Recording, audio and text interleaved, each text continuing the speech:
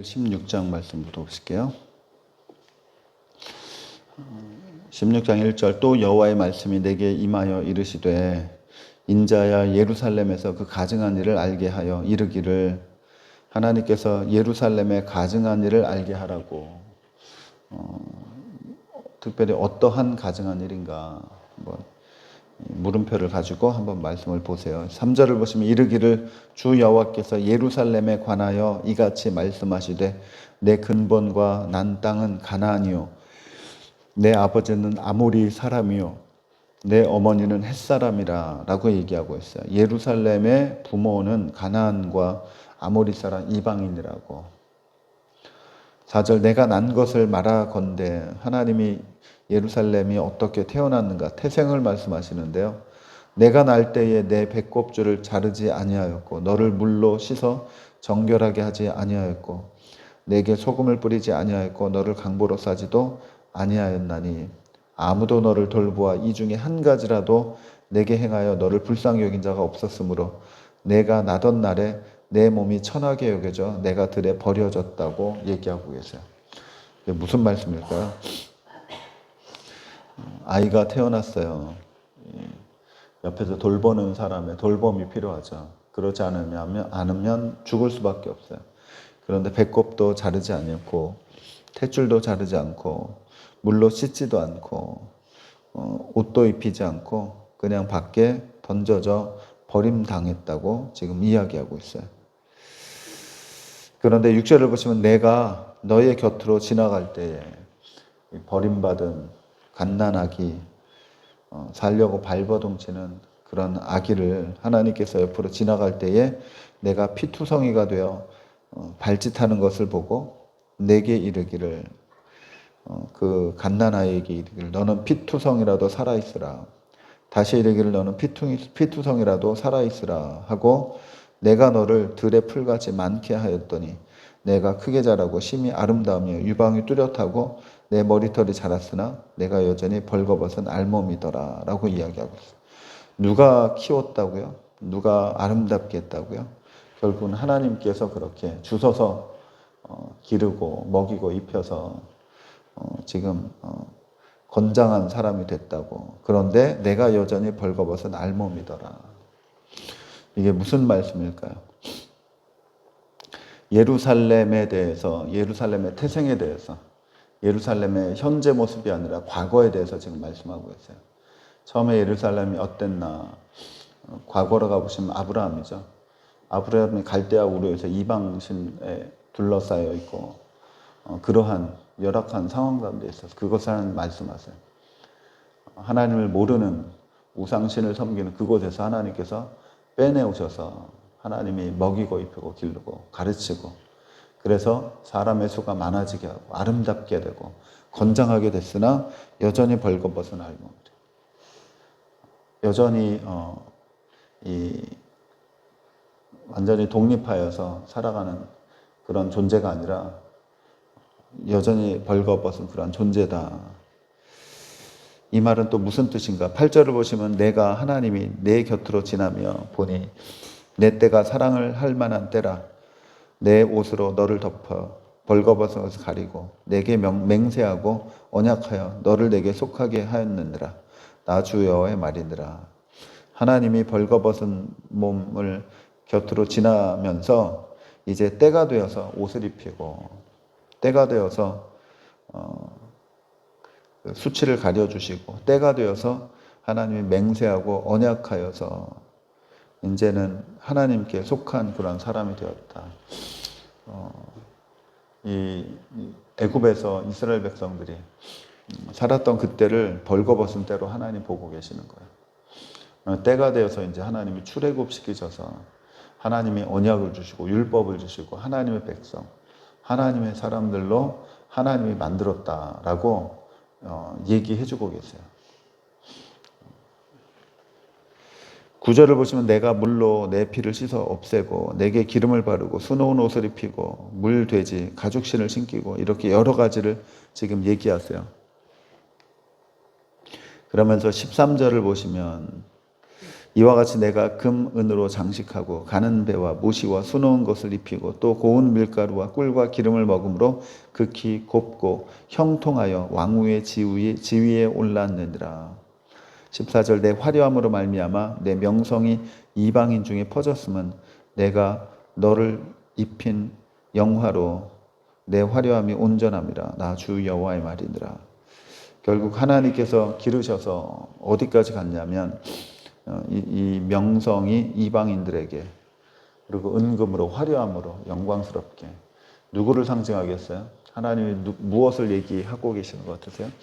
출애굽하여서 율법을 주시고 하나님 백성 만드셔서 이제는 왕을 세우시고 다윗 왕을 거쳐서 솔로몬에 이르기까지 지금 하나님께서 아브라함부터 시작해서 솔로몬 왕에 이르는 이스라엘을 화려하고 영화롭게 만드는 거기까지 지금 말씀해 주고 계세요. 그런데 15절을 보시면 그러나 내가 내 화려함을 믿고 내 명성을 가지고 행음하되 지나가는 모든 자와 더불어 음란을 많이 행함으로 내 몸이 그들의 것이 되었도다. 내가 내 의복을 가지고 너를 위하여 각색으로 산당을 꾸미고 거기에서 행음하였나니 이러한 일은 전무후무하니라 라고 얘기하고 있어요. 이 이야기는 또 어떤 이야기일까요? 우상 숭배를 예전부터 했지만 본격적으로 한 것이 언제일 것 같으세요? 저는 솔로몬이 정략 결혼을 했을 때 외국에 있는 나라들과 화친을 하면서 정략 결혼을 했잖아요. 외국에 있는 공주를 데려다가 왕비로 삼았어요. 그냥 왕비로 삼은 것이 아니라 그들이 가져왔던 그런 우상들을 섬길 수 있도록 산당을 지어주고요. 솔로몬이 그러한 이 불씨를 이스라엘에 심어두었고 솔로몬의 힘이 약해졌을 때 나이가 많아 늙어졌을 때는 이제는 이스라엘이 우상 숭배하는 그러한 일들이 버젓이 있었어요. 하나님이 그것을 보고 계시는 거예요. 너의 화려함을 네가 믿고 너의 명성을 가지고 오히려 행음하는 결과가 되었다 라고 지금 이야기하고 계시고요.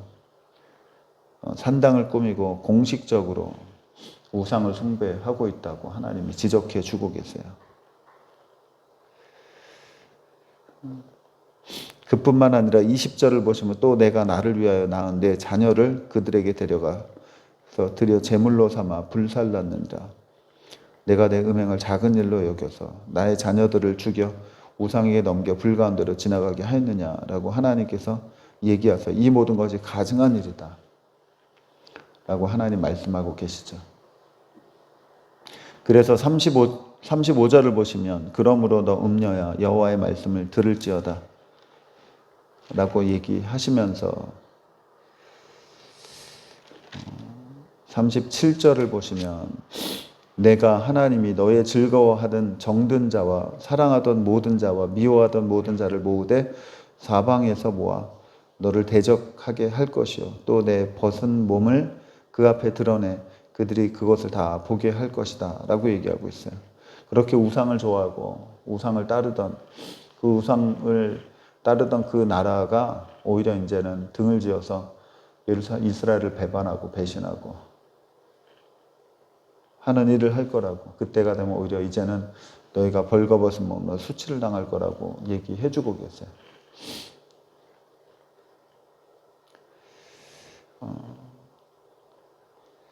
이스라엘의 현재 이야기를 해주고 계시죠. 그들이 와서 어떻게 배반을 하냐면 40절에 무리를 데리고 와서 너를 돌로 치며 칼로 찌르며 불로 내 집을 사르고 여러 여인의 목전에서 너를 벌할지라. 내가 너에게 곧 음행을 그치게 하리니 내가 다시는 값을 주지 아니하리라. 무슨 얘기예요? 하나님께서 먹이고 입히셔서 풍요로워지니까 그 풍요를 가지고 무엇을 해요? 죄를 짓고 있어요. 그래서 하나님이 그 풍요를 빼앗아 가시는 거예요. 가난하게 만드세요. 그래서 더 이상 이 값으로 우상을 숭배할 수 없는.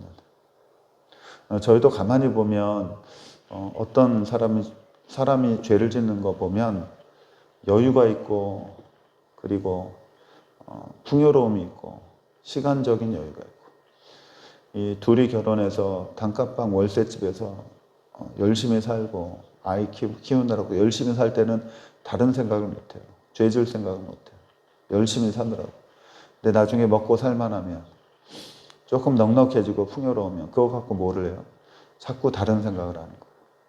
이스라엘 사람들이 하나님께서 풍요롭게 입히시니까 그것 갖고 우상을 숭배했듯이 사람들의 속성이 그런 거죠. 여유롭고 풍요롭고 넉넉해지고 하나님께서 축복해 주셔서 그렇게 살면 우리가 어떻게 살아야 될까요?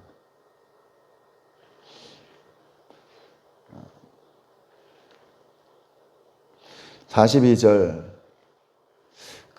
그러한즉 나는 내게 대한 내 분노가 그치며 내 질투가 내게서 떠나고 마음이 평안하여 다시는 노하지 않겠다라고 얘기하세요. 놀라운 말씀이죠. 여기서 나는 하나님이에요. 하나님의 분노가 너희들이 그렇게 이방인들이 쳐들어와서 다 빼앗기고 벌거벗은 채로 수치를 당하면 하나님의 분노가 멈춘대요. 이스라엘에 가증한 것을 통해서 하나님의 질투가 이제는 떠나간다고 얘기하고 하나님의 마음이 편안해진대요. 또 다시는 노하지 않는다. 무엇이 진정한 축복일까요? 잘 살게 돼서 우리가 마음이 해이해지는 게 축복일까요? 아니면 조금 부족한데 최선을 다해서 살려고 노력하는 것이 그것이 더 나은 삶일까요? 하나님의 마음이 중요한 거죠. 하나님이 어떻게 보시는가 중요하죠. 하나님이 우리에게 준 축복을 걱정하시게 하면 안 되잖아요. 하나님이 우리에게 주신 건강과 풍요로움을 가지고 우리가 함부로 사는 그러한 모습을 하나님이 보시면서 걱정하시고 이스라엘에 향해서는 질투하셨고 질투를 넘어서 분노하셨고 그것을 다 빼앗아 가시니까 하나님이 이제서야 내가 마음이 좀 놓인다라고 말씀하시는 거예요. 여러분 하나님을 어떻게 생각하세요? 제가 자주 반복해서 강조하지만 하나님은 우리는 뭐 전능하신 하나님 그렇게 많이 생각하는데요. 정말 인격적인 하나님이세요. 우리는 하나님의 형상으로 지음받았어요. 우리도 안 좋은 일이 있으면 속이 상하고 마음이 상하고 하나님도 똑같으세요. 우리가 정말 하나님의 자녀로 제대로 살면 우리 때문에 하나님이 즐거워하시고 기뻐하시고 좋아하시고 근데 하나님의 자녀들이 제대로 못 살면 하나님이 걱정하시고 근심하시고 마치 부모가 자녀가 올바른 길로 스스로 잘 찾아가면 마음에 안심이 되죠. 그런데 자꾸 딴짓을 해요. 부모가 싫어하는 행동을 해요. 눈에 거슬리잖아요. 다 알고 있고 다 보고 있고 내가 어떻게 하나 그러다가 정말로 잘못된 길로 가면 어떻게 돼요? 걱정하고 근심하고 그 길로 가지 못하도록 때로는 매를 들기도 하고 그러한 부모의 마음이 하나님의 마음과 똑같아요. 이 마음을 좀 헤아리면서 저와 여러분이 살아갈 수 있으면 참 좋겠어요. 그런데 우리는 자녀가 부모의 마음을 이해하지 않고 자녀가 부모에 대해서 함부로 보듯이 우리도 똑같이 그러는 경향이 있어요. 하나님이 우리에게 그렇게 먹이고 입히시고 핏덩이같이 그랬던 존재를 애지중지 키워서 이만큼 성장시키셨어요. 이제는 하나님 마음을 시원하게 해드리는 그러한 분들로 다 살아가는 하나님의 사람들에게 간절히 소망합니다. 이스라엘의 가증한 것을 하나님 말씀하시면서 개구리 올챙이 좀 모른다고 예전에 그렇게 했었는데 너희들이 그때를 생각하지 않는다고 내 마음을 지금 갈기갈기 찢어놓고 있다고 하나님이 그렇게 정말로 부모와 같이 사람처럼 그렇게 자기 자신을 표현해주고 있다는 사실이 놀라운 거죠.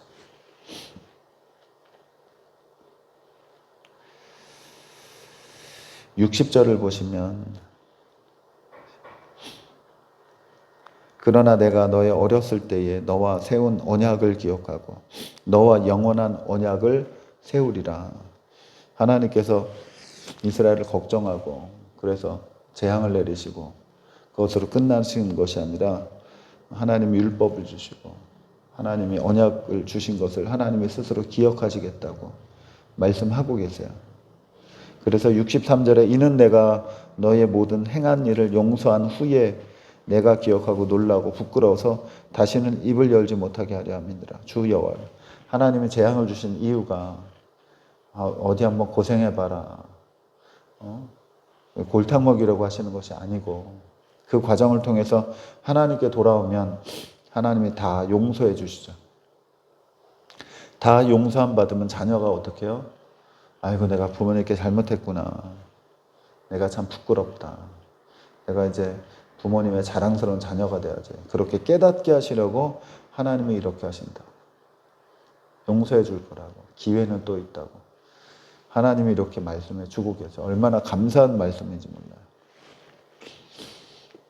그런 하나님과 정말로 부모와 자녀의 관계로, 친밀한 관계로 나아가는 분들 되기를 바랍니다. 17장으로 가보시면 17장 2절에 인자야 너는 이스라엘 족속에게 수수께끼와 비유를 말하라. 하나님이 수수께끼를 내주세요. 재밌지 않으세요? 어떤 수수께끼냐면 독수리와 포도나무에 대한 수수께끼예요. 독수리와 포도나무의 관계는 무엇인가 한번 생각해 보세요. 3절 여호와께서 이같이 말씀하여 이르시되 색깔이 화려하고 날개가 크고 깃이 길고 털이 슬한 큰 독수리가 레바논에 이르러 백향목 높은 가지를 꺾되 그 연한 가지 끝을 꺾어가지고 장사하는 땅에 이르러 상인의 성배에 두고 또 그 땅의 종자를 꺾어 옥토에 심되 수양버들 가지처럼 큰 물가에 심더니 그것이 자라며 퍼져서 높지 아니한 포도나무 곧 굵은 가지와 가는 가지가 난 포도나무가 되어 그 가지는 독수리를 향하였고 그 뿌리는 독수리 아래에 있더라. 이게 무슨 말일까요? 큰 독수리가 백향목 가지를 꺾어왔대요. 그래서 심었대요. 그게 자랐더니만 백향목이 된 게 아니라 포도나무가 됐대. 그리고 이 포도나무는 누구를 향해요? 이 큰 독수리를 향한다고. 진짜 수수께끼죠. 묘한 그런 이야기죠. 또 다른 비유인데요. 7절에 또 날개가 크고 털이 많은 큰 독수리 하나가 있었는데 그 포도나무가 이 독수리에게 물을 받으려고 그 심어진 두둑에서 그를 향하여 뿌리가 뻗고 가지가 퍼졌도다. 그 포도나무를 큰 물가 옥토에 심은 것은 가지를 내고 열매를 맺어서 아름다운 포도나무를 이루게 하려 하였습니다. 너는 이르기를 주 여호와의 말씀에 그 나무가 능히 번성하겠느냐. 이 독수리가 어찌 그 뿌리를 빼고 열매를 따며 그 나무가 시들게 하지 아니하겠으며 그 연한 잎사귀가 마르지 아니하게 하겠느냐. 많은 백성이나 강한 팔이 아니라도 그 뿌리를 뽑으리라고 말씀하세요. 포도나무가 자라는데 또 다른 독수리가 와서 마치 포도나무의 농부처럼 포도나무를 기르고 입히고 먹이고 할 수 있겠냐라고 하나님 물어보고 계세요. 이 독수리 두 마리와 그 다음에 포도나무의 관계는 무엇일까요? 알 수가 없죠. 예수님께서 말씀하신 비유보다 더 어려워요. 예수님 말씀하신 비유는 그래도 우리가 있었던 일상생활이거든요. 그래서 비유 자체는 누구나 다 깨달을 수 있게 하셨어요. 근데 비유의 뜻은 철저히 감추셨죠. 근데 하나님께서 지금 말씀하신 이 비유, 수수께끼는 정말로 알 수가 없어요. 독수리하고 포도나무하고 무슨 관계예요? 하나님이 해석해 주시는데요. 12절을 보시면 너는 반역하는 족속에게 묻기를 너희가 이 비유를 깨닫지 못하겠느냐 하고 그들에게 말하기를 바벨론 왕이 예루살렘에 이르러 왕과 고관을 사로잡아 바벨론 자기에게로 끌고 가고 그 왕족 중에 하나를 택하여 언약을 세우고 그에게 맹세하게 하고 또 그 땅에 능한 자들을 옮겨 갔나니 14절 이는 나라를 낮추어 스스로 서지 못하고 그 언약을 지켜야 능히 서게 하려 하였습니다. 이 독수리가 이 아주 화려하고 높은 그런 백향목 가지를 꺾어다가 심었잖아요. 이 독수리는 바벨론을 뜻하고요. 화려한 백향목, 하나님께서 아름답게 키우신 예루살렘을 아주 높은 곳에 있는 이 백향목으로 얘기하는데요. 그것을 꺾어버려가지고 아래로 내려와서 바닥에 심은 거예요. 그게 겨우 자라서 이제 포도나무가 된 거죠. 바벨론과 그 이스라엘의 관계를 지금 얘기해 주고 있어요. 그래서 14절에 이는 나라를 낮추어 스스로 서지 못하고 그 언약을 지켜야 능히 서게 하였음이니라. 언약을 지켜야 설 수 있게 주님 만드셨다. 스스로 서지 못하는 그런 나라인데 그럼에도 불구하고 15절 그가 사절을 애굽에 보내 말과 군대를 구함으로 바벨론 왕을 배반하였으니 형통하겠느냐, 이런 일을 행한 자가 피하겠느냐, 언약을 배반하고 피하겠느냐. 또 다른 독수리는 뭐냐면 애굽을 상징해요. 또 다른 독수리가 이 포도나무를 농부처럼 키울 수 있겠냐. 이 말은 너희가 왜 애굽을 의지하느냐, 그래서 바벨론을 배반하고 더 큰 고통을 당하느냐라고 지금 말씀해 주고 계시죠. 19절 보시면 그러므로 주 여호와의 말씀이니라 내가 나의 삶을 두고 맹세하노니 그가 내 맹세를 업신여기고 내 언약을 배반하였은즉 내가 그 죄를 그 머리에 돌리리라. 결국 그렇게 된 것은 백향목에서 그냥 포도나무로 전락하고 포도나무도 제대로 된 주인을 못 만나서 그렇게 된 것은 하나님의 말씀을 업신여기고 하나님의 약속을 배반했기 때문이다 라고 하나님의 말씀을 주고 계세요. 22절 주 여호와께서 이같이 말씀하시되 내가 백향목 꼭대기에서 높은 가지를 꺾어다가 심으리라. 내가 그 높은 세 가지 끝에서 연한 가지를 꺾어 높고 우뚝 솟은 산에 심되 이스라엘 높은 산에 심으리니 그 가지가 무성하고 열매를 맺어서 아름다운 백향목이 될 것이요 각종 새가 그 아래에 깃들며 그 가지 그늘에 살리라. 이게 무슨 말씀이에요? 높은 백향목이 가지가 꺾여서 땅바닥에 심겨서 그냥 포도나무 정도로 자랐거든요. 근데 하나님이 그 포도나무를 다시 높은 곳에 심어서 백향목으로 만들겠다고. 그러면 가지가 무성하고 새들이 와서 깃드는 그런 나무. 하나님께서 이스라엘을 회복시키고 이 포도나무를 입히고 먹일 농부는 독수리가 아니라 하나님이다. 이것을 말씀해 주시면서 하나님이 24절을 얘기하세요.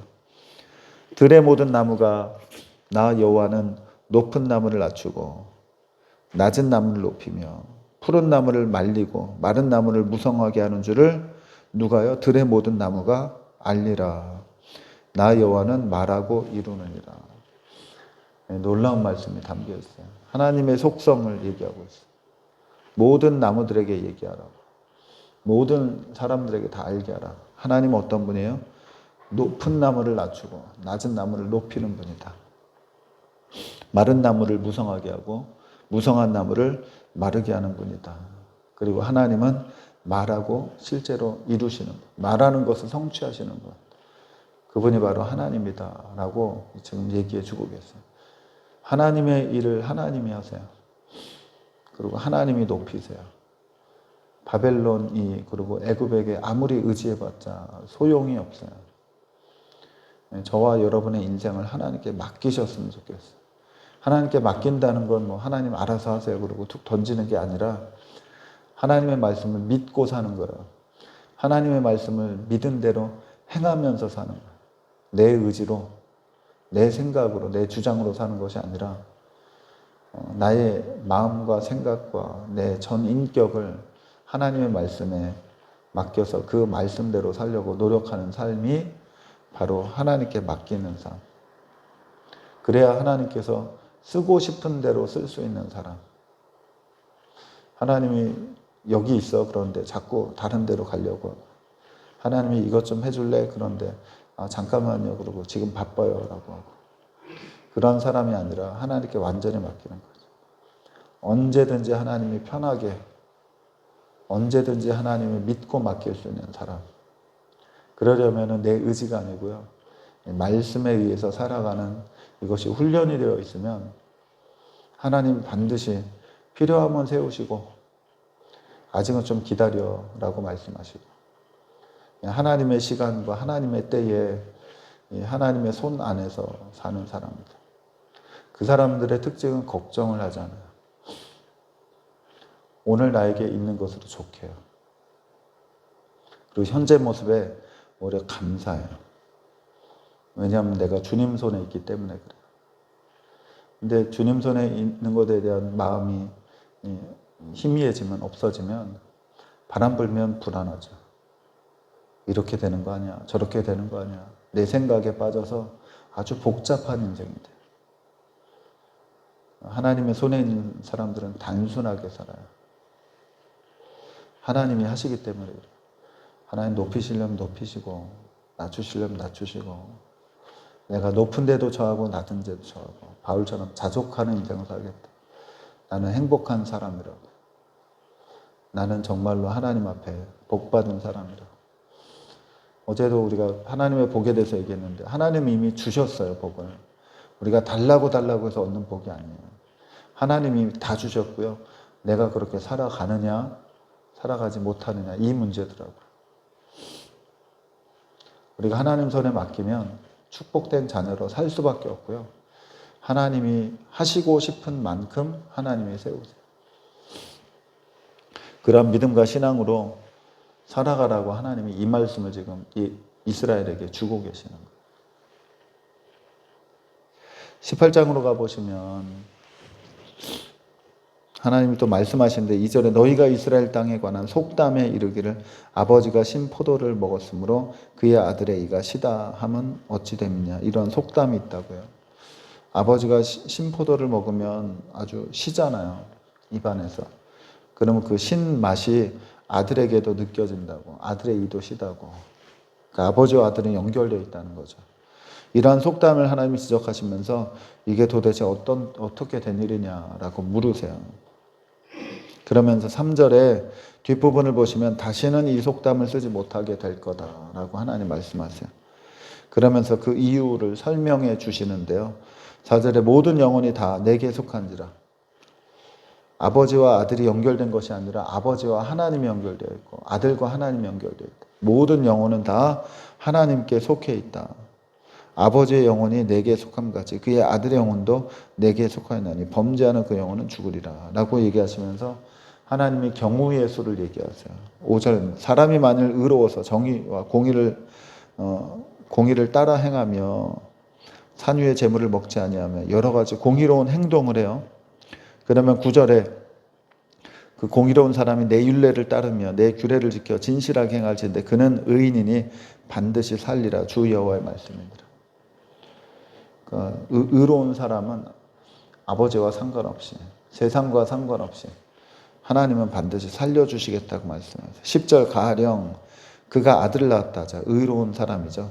그가 아들을 낳았다 하자 그 아들이 이 모든 선은 하나도 행하지 아니하고 이 죄악 중에 하나를 범하여 강포하거나 살인하거나 여러 가지 범죄를 저질러요. 그러면 13절 중간에 그가 살겠느냐 결코 살지 못하리니 이 모든 가증한 일을 행하여 반드시 죽을지라 자기 피가 자기에게로 돌아가리라. 아버지가 아무리 높은 사람이어도 아들은 아들의 인생을 산다고. 그가 죄를 지으면 그는 죄에 대한 그렇게 살아간다고 지금 말씀하고 있어요. 14절 이 범죄를 저지르는 이 아들이 또 가령 그가 아들을 낳았자 이제 손자를 낳은 거죠. 그 아들이 그 아버지가 행한 모든 죄를 보고 두려워하여 그대로 행하지 아니하고 여러 가지 죄를 짓지 아니하면 17절 중간에 내 규례를 지켜 내 율례를 행할진대 이 사람은 그의 아버지의 죄악으로 죽지 아니하고 반드시 살 것이다 라고 얘기하세요. 다 따로따로라고. 그 대신 뿔뿔이 그냥 각각 개개인이 아니라 하나님과 연결되어 있는 사람들이라고 하나님 말씀하고 있어요. 19절 그런데 너희는 이르기를 아들이 어찌하여 아버지의 죄를 담당하지 아니하겠느냐 하는도다. 사람들이 그렇게 얘기하다고. 아버지의 이가시면 아들도 이가셔야지 왜 그렇게 얘기하냐고 하나님 얘기하세요. 20절 범죄하는 그 영혼은 죽을지라 아들은 아버지의 죄악을 담당하지 아니할 것이요 아버지는 아들의 죄악을 담당하지 아니하리니 의인의 공의도 자기에게로 돌아가 악인의 악도 자기에게로 돌아가리라. 이것을 잘 지킨 사람이 다윗이었어요. 21절 그러나 악인이 만일 그가 행한 모든 죄에서 돌이켜 떠나 내 모든 율례를 지키고 정의와 공의를 행하면 반드시 살고 죽지 않을 것이다. 악인은 악인으로 끝나는 것이 아니라 그가 회개하면 돌이키면 하나님이 의인 대접을 해서 살려주겠다고 말씀하세요. 22절 그 범죄한 것이 하나도 기억함이 되지 아니하리니 그가 행한 공의로 산다. 하나님이 그의 죄를 회개한 사람의 죄를 기억하지 않겠다고 말씀해 주고 계세요. 23절 주 여호와의 말씀입니다. 내가 어찌 악인이 죽는 것을 조금인들 기뻐하랴. 그가 돌이켜 그 길을 떠나 사는 것을 어찌 기뻐하지 않겠느냐. 왜 하나님 그렇게 하시냐면 하나님은 악인도 하나님 앞에 돌아와 의인이 되는 것을 바라고 원하세요. 악인이 악인으로 끝나는 것을 하나님이 기뻐하지 않으세요. 24절 만일 의인이 돌이켜 그 공의에서 떠나 범죄하고 악인이 행한 모든 가증한 일대로 행하면 살겠느냐. 그가 행한 공의로운 일은 하나도 기억함이 되지 아니하리니 그가 그 범한 허물과 그 지은 죄로 죽으리라. 의인일지라도 의인으로 시작했다가 악인으로 끝나면 그가 의롭게 행한 것을 하나도 기억하지 않으신다. 이것이 하나님의 속성이고요.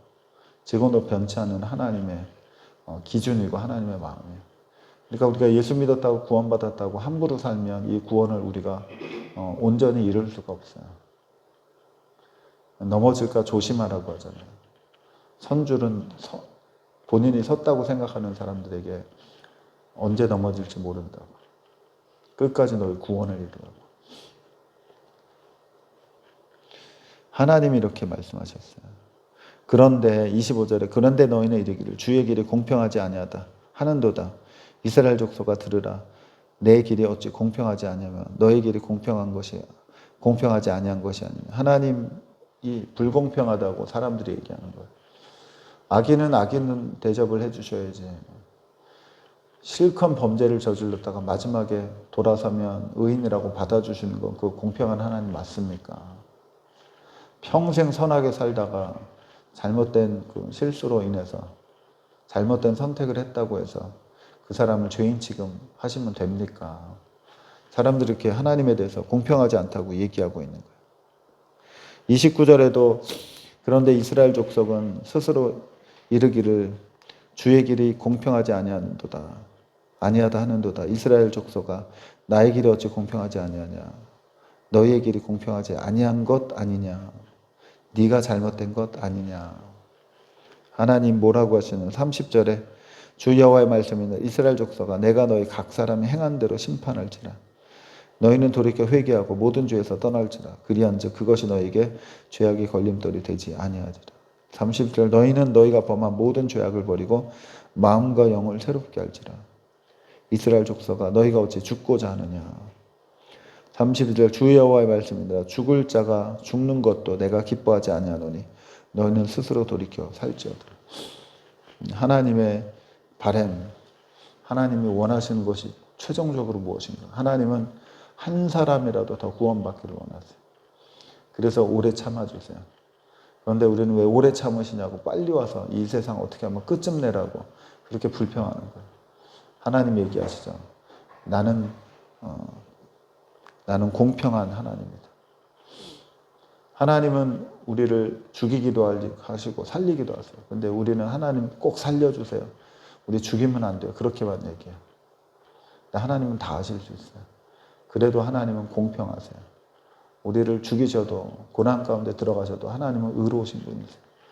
우리는 피조물이기 때문에 그래요. 우리는 그릇이에요. 토기장이한테 왜 내 이 그릇을 삐뚤삐뚤하게 만들었냐고 얘기할 수가 없어요. 하나님은 항상 공의로우세요. 하나님은 정의로우세요. 한 사람이라도 구원하기를 바라세요. 그러한 마음으로 우리가 주변 사람들에게도 넓은 마음으로 지냈으면 좋겠어요. 악한 사람일지라도 돌아서기를 바라는 마음이지 저 사람 악하다고 나쁜 사람이라고 죽일 놈이라고 그렇게 손가락질하면 우리가 하나님께 똑같이 그렇게 얘기하는 이스라엘 사람과 다르지 않는 거예요. 그래서 그런 나쁜 사람들, 악한 사람들, 신문에 오르는 사람들 중보기도 하고 그 사람에게도 하나님 돌이킬 수 있게 해달라고 재판을 받아서 감옥에 들어가서 거기에서 회개하는 영혼이 되게 해달라고 최종적으로는 그렇게까지 생각할 수 있는 분들이 다 되기를 간절히 소망합니다. 잠깐 기도하시겠습니다. 하나님, 이스라엘 하나님이 입히시고 먹이셔서 화려한 풍요로운 소문난 하는 이방인들이 부러워하는 그런 나라였는데 그 나라가 우상 숭배함으로 말미암아 전락하였습니다. 이것이 안타까워 하나님 말씀해 주셨습니다. 어떻게 해서 이 화려한 백향목이 아주 초라한 포도나무가 되었는가. 그럼에도 불구하고 바벨론과 애굽을 의지하였던 그들에게 하나님께서 나를 의지하라고 돌이키라고 회개하라고 내 율법과 명령을 지키라고 그러면 내가 약속을 지키겠다고, 다시 화려한 백향목으로 세워주시겠다고, 나는 낮은 자를 높이고 높인다 낮추는 하나님이라고 말씀해 주셨습니다. 이러한 하나님은 지금도 동일합니다. 하나님, 우리가 주님 앞에 우리가 어떠한 신앙의 삶을 살아야 되겠습니까? 말씀에 의지하여서 하나님 그렇게 사는 하나님의 사람, 말씀에 우리 자신을 맡기어서 이 세상을 뚫고 나아가는 하나님의 사람, 아버지 한 주님과 동행하기에 이 세상의 삶이 하나님, 우리가 힘들고 어려운 여정 속에서도 우리는 행복한 사람이라고 고백할 수 있는 사람 다 되게 하여 주시옵소서. 하나님께서 무슨 일을 하시든 우리는 하나님을 믿고 따르고 불평하는 자가 아니라 하나님은 공의롭고 정의롭고 공평하고, 그래서 나에게 힘든 일이 있더라도 하나님께서 다 보고 계신다, 알고 계신다고 하나님, 우리가 믿음으로 살아가는 하나님의 사람 되게 하여 주시옵소서. 예수님의 이름으로 기도